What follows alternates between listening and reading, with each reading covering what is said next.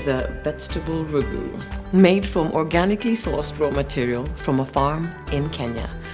Maize and beans have come a long way here, as has farming. Actually, this dish represents the journey agriculture has taken across the continent over the last couple of years. It's amazing how farming for so many people has proved to be more than an experience based on luck and hope.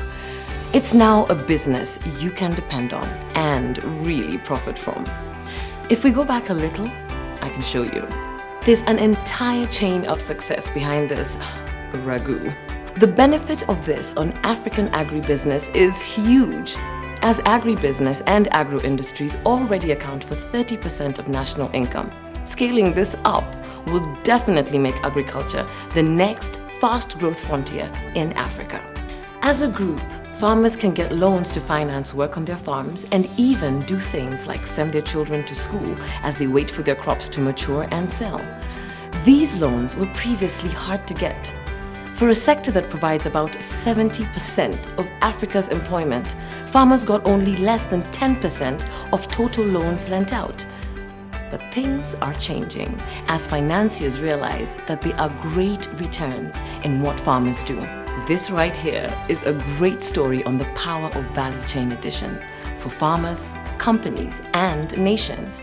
We need to also reduce regulation and processes that deny the farmer the ability to be the beneficiary ultimately of the value of his product.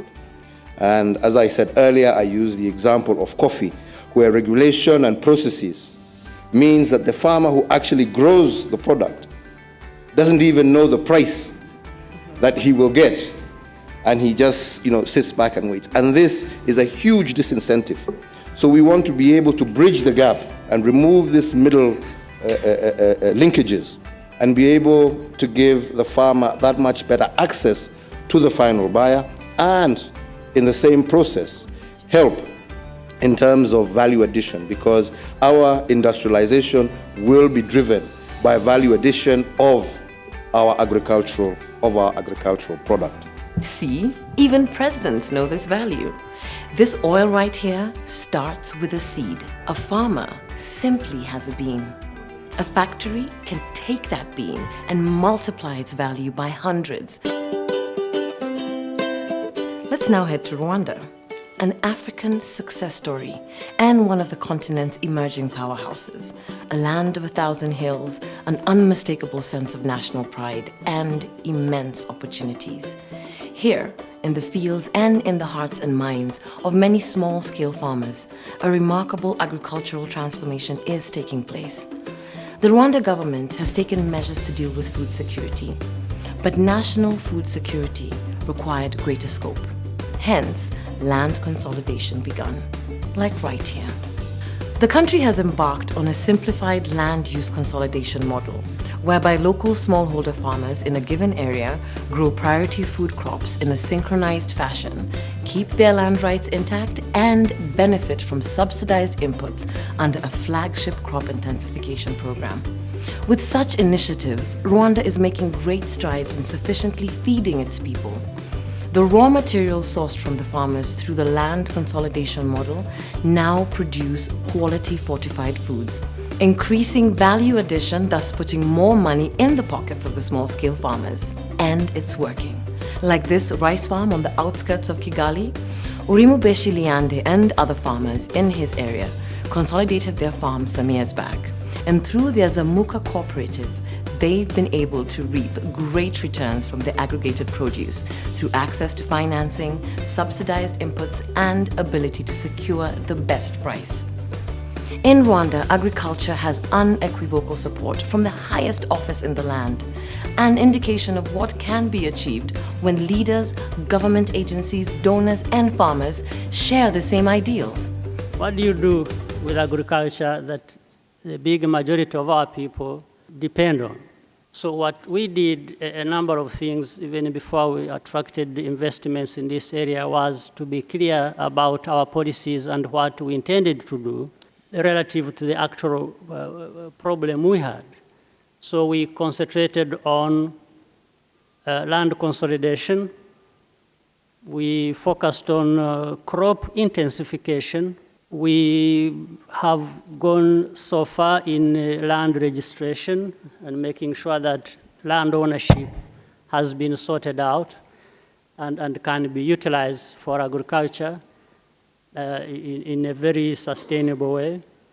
We also made sure then we looked for resources to invest and connect with the farmers. To ensure surplus doesn't go to waste, more is being done. For instance, the Rwandan government, in conjunction with the private sector, is building a food processing plant.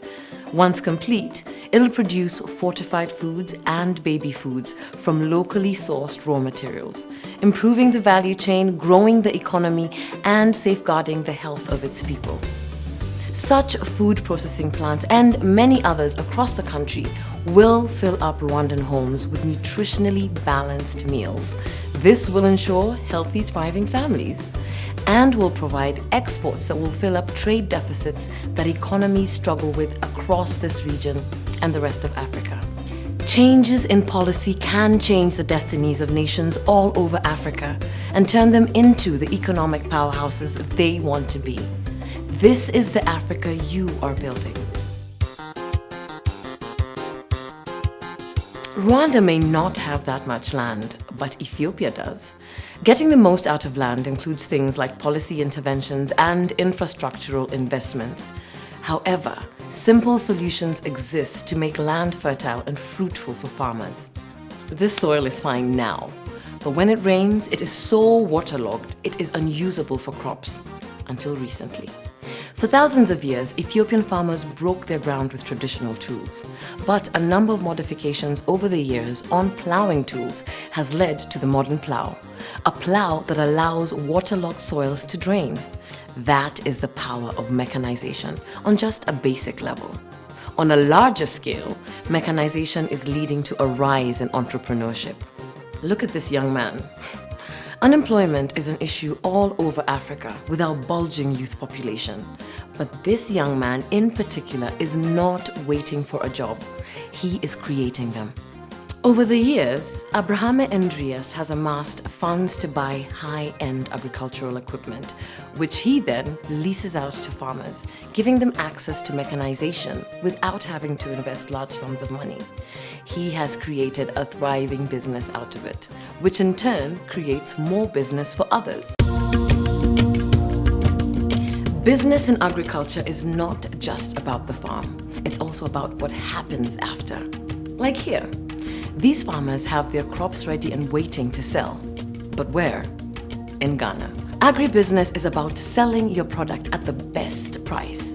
There are farmers using technology to get that price for their produce with mobile phone services.